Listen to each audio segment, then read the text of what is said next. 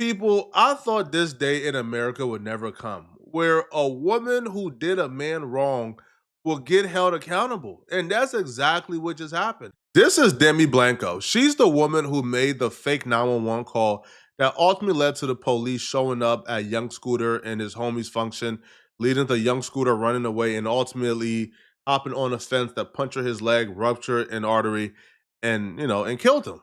Everyone in Atlanta know Demi. She's a raggedy 304. Now, how she found her way in the fold of Young Scooter and his homies, I don't know. But apparently she was dating one of his entourage and she made the call. This is just a brief recap before we get into the new and breaking updates. But Demi made a fake 911 call while Young Scooter was chilling with her boyfriend and other people because apparently Demi wasn't there and she was jealous and her boyfriend was chilling with women, so she wanted the party to be over. Even the most scandalous women I know, most of them will probably call and make a noise complaint, have things shut down. But no, not her. She took things to the nth degree.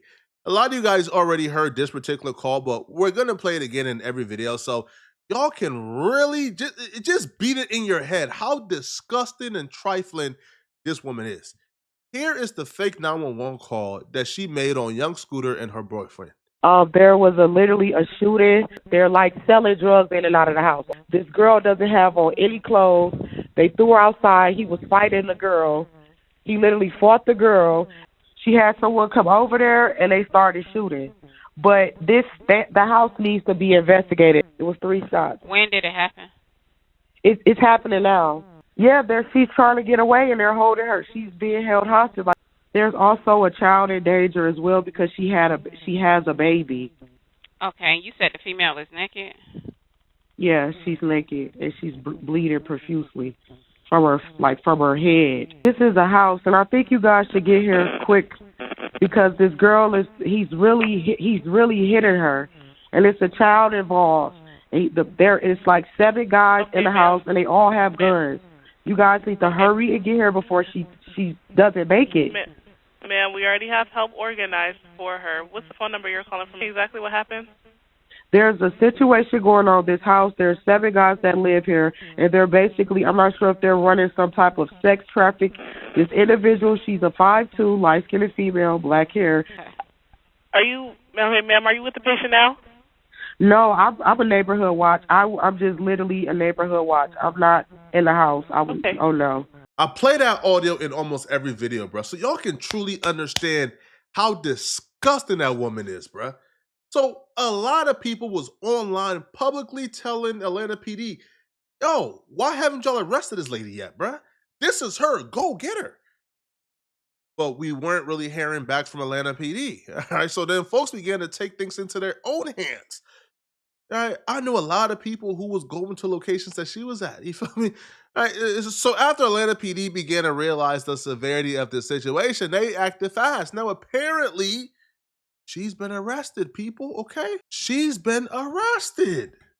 So on April 1st, 2025, a 31-year-old woman is doing this, bro. Yo, you would expect this behavior, well, from no adults, but from possibly like a 19, 20-year-old chick, bro. Her first love in college, she's going crazy.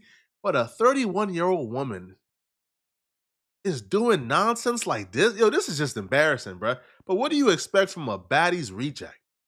So on April 1st, 2025, 31-year-old Demetrius Spence was taken into custody by the Atlanta Police Department and charged with transmitting a false public alarm under OCGA 16-1028 subsection D2 if serious bodily harm or death results from the response of a public safety agency. Yes! Yeah. And there's a reason why I'm screaming yes, okay? So transmitting a false public alarm is a misdemeanor. However, if serious bodily harm or death results from the response, it escalates to a felony. Now, we're going to explain the difference between a misdemeanor and a felony in terms of punishment. We're going to explain that shortly in terms of what she's looking forward to. Mrs. Spence was wanted for her involvement in making a false 911 call regarding a person injured / deceased incident that occurred at 273 William Nye Drive, SE, on March 28th. Miss Spence was transported to the Fulton County Jail for processing. Oh, bro, you going to Fulton County Jail? And you responsible for what took place to young Scooter? Bro, they finna turn you every way but loose. They finna spank. Ooh, they finna. Oh, they finna spank and that ass, bro. You is done. Yo, you making it out of Fulton County Jail to me would be like a great feat. Like, you would. Yo, you'll be a very strong human being, bro. If you make it out of Fulton County, bro, you better bail out soon. We have to put on the glasses for this one, bro. So according to Justia U.S. law, all right, a person who commits the offense of making an unlawful request for emergency services assistance when he or she knowingly and intentionally transmits in any manner a request for emergency service assistance, knowing at the time of the request for emergency service assistance that there is no reasonable ground for believing the truth of information which forms the basis of such request, and when the request involves or relates to, here's where it gets serious, people. All right. A purported destructive device or hazardous substance, right? Now, this don't really apply to her, right? What applies to her goes down right here. What applies to her goes down right here. Okay. Except as provided in paragraph 2 of this subsection, a person convicted of a violation of subsection B of this code section shall be punished as for a misdemeanor of a high and aggravated nature, and upon conviction for a second or subsequent violation of subsection B of this code section shall be guilty of a felony and punished by imprisonment for not less than 1 nor more than 10 years, by a fine of not less than 5,000 or both. So here is the requirement. Now, misdemeanor, bro, is like a year in prison. No, but for the felony, no less than a year, no more than 10 years. So she could be in jail for 10 years. And here is the requirement to be charged with the felony. The requirement is if serious bodily harm or death results from the response of a public safety agency, such person shall be guilty of a felony and upon conviction shall be punished by imprisonment for not less than 1 nor more than 10 years and a fine of not less than $5,000. You going to jail, bitch. You going to jail, bitch. You going to jail. Now, I think anything less than 10 years is a grave injustice. This man lost his life. This man died. A father with multiple kids will no longer be here. This woman deserves the full 10 years. And I'm not saying 9 years and 364 days. No, she deserves the full 10 years. Give her 10. She would have probably gotten away with it too if she wasn't so clout depraved that she decided she was going to put her freedom at risk by taking to social media on IG Live to speak about the situation and essentially self-incriminate and give the police everything they wanted. She admitted that she made the 911 call, but then she begins to justify why she made the call, and her justification is so stupid. Let's roll the tape, man. I'm not looking for any type of clout. I just want to put the truth out. The situation is that I was being beaten by an individual that was connected to the person that I'm not going to say the name. And I was there, and the person was continuously beating me as he's already done this before. And me being a female, I was afraid for my life. So I did what I thought was the best thing to do. I had no intentions that man was there. I never set anybody up. I never had any intentions that man was there. I never knew that man was there. I had no idea of that man's whereabouts. I'm speaking today to clear my name that I had no intentions to set anybody up. The police have to send Instagram a Christmas card or Thanksgiving greeting card every holiday, bruh. Because ChatGPT to college students is like Instagram to the police. It takes literal no more brain power because these inventions exist. For the police, because of Instagram, they can sit down drink their coffee, eat their donuts, man, and watch y'all solve the crime for them. In this particular, in this case, it would be difficult for the police to prove it would be difficult for the police to prove, oh, she didn't just hear it from somebody else, right? Well, she didn't purposely lie if she heard it from somebody else, right? Because again, the statute is you have to knowingly know the information is false while spewing it, right? And you could have probably finagled it. But when you come on Instagram Live and you tell the police, I caught it because he was beating me, huh?